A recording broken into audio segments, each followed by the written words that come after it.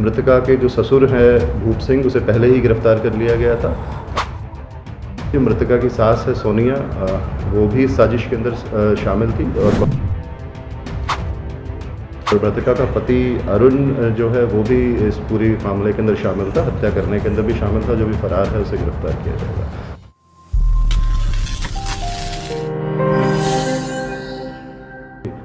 रोशन नगर में जो एक महिला की हत्या करके जो दबाने का मामला सामने आया था, उस संबंध में एफआईआर नंबर 285 पल्ला पुलिस स्टेशन के अंदर पहले ही जो है वो दर्ज की गई थी। इनिशियली जो है ये मिसिंग के जो सेक्शन थे 127 बीएनएस के तहत मुकदमा दर्ज किया गया था, लेकिन बाद में जब इस केस उजागर हुआ और ये मामला जब हत्या का है तो उसमें धारा 103 बीएनएस जो है वो 20/6 को ईजाद की गई थी, उसमें ऐड की गई थी।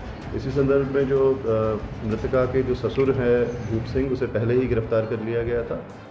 मामले की जो गंभीरता है उसको देखते हुए इन्वेस्टिगेशन क्राइम ब्रांच डीएलएफ को पुलिस आयुक्त महोदय के द्वारा जो है वो ट्रांसफ़र की गई थी। उसी मामले में जब आगे पूछताछ की गई पुलिस रिमांड के दौरान और अन्य जो परिवार के सदस्य थे उनकी संलिप्तता के संबंध में जब गहनता से पूछताछ की गई तो इसमें अन्य लोगों की जो भूमिका भी सामने आई। जो मृतका की सास है सोनिया, वो भी इस साजिश के अंदर शामिल थी और कॉन्स्पिरेसी में शामिल थी, जिसे गिरफ्तार करके जुडिशियल कस्टडी के अंदर भेजा गया है।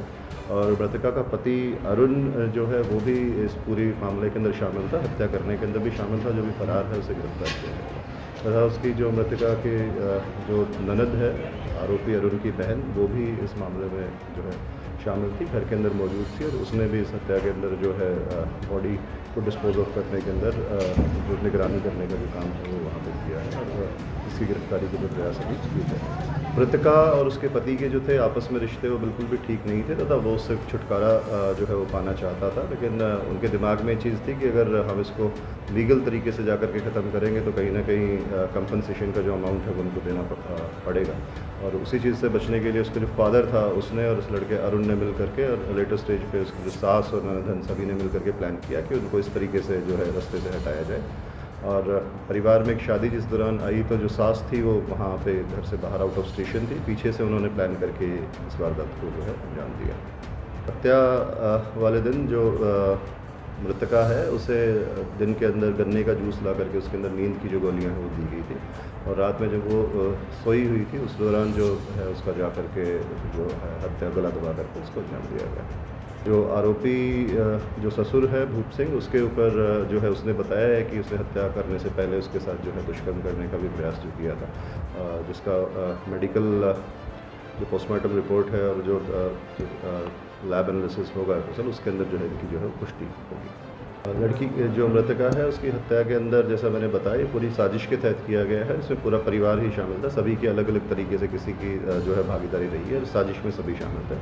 हत्या के दौरान और दफनाने के जो उसको दबाया गया उस दौरान जो महिला है मृतका, उसका पति और ससुर जो थे वो एक्टिवली शामिल थे तथा जो लड़की है ननद वो उसमें निगरानी का जो काम है उस दौरान कर रही थी।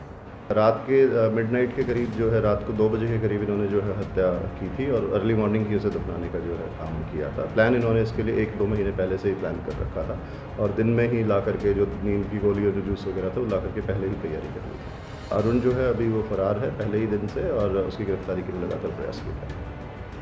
देश व प्रदेश की खबरों को सबसे पहले देखने के लिए हरियाणा वरदान चैनल को सब्सक्राइब करें, लाइक करें व शेयर करें।